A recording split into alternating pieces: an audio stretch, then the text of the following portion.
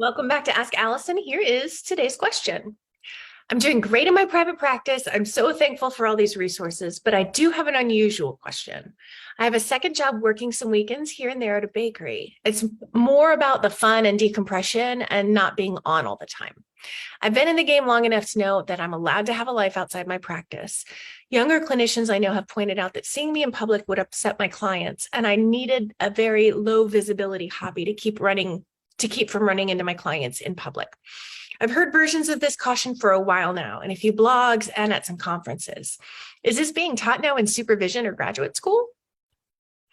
So first, I want to thank TherapyNotes for sponsoring Ask Allison. They are the #1 rated electronic health record system available today with live telephone support 7 days a week. It's clear why TherapyNotes is rated 4.9 out of 5 stars on Trustpilot and has a 5-star rating on Google.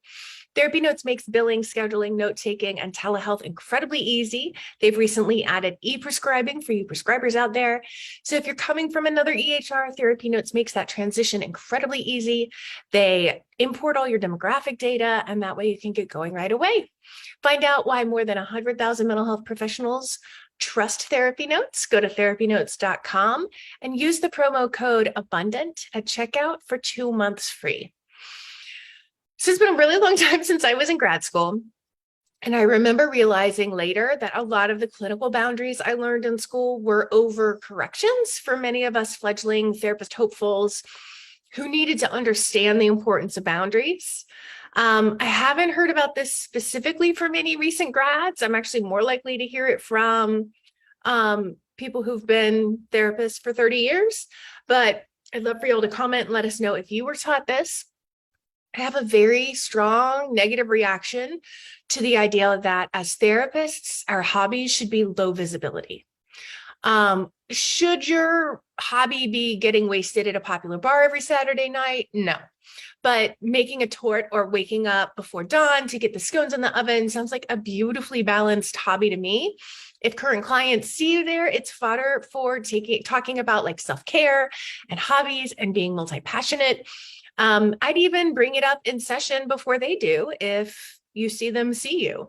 They may be reticent to bring it up because working at a bakery on a weekend may be seen as less statusy as being a therapist. They might worry that you would feel some shame that you have to work a side gig.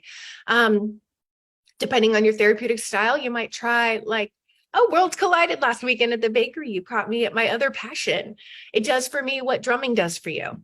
Or I felt like such a good therapist modeling having a hobby. Any progress on finding yours in the last week?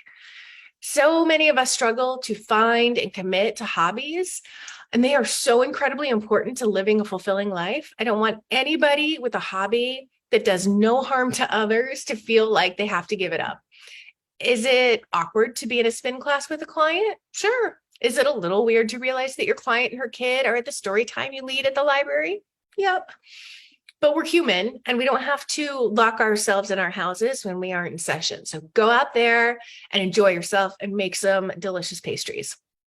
Today's free worksheet is called Your Private Practice Life. I'll link to it. It helps you remember what you're allowed to have in private practice, including fun.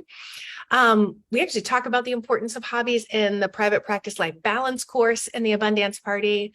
The Abundance Party gives you access to that and everything else you need to grow a full practice that you love, that is a part of your life, but isn't the defining piece of your life.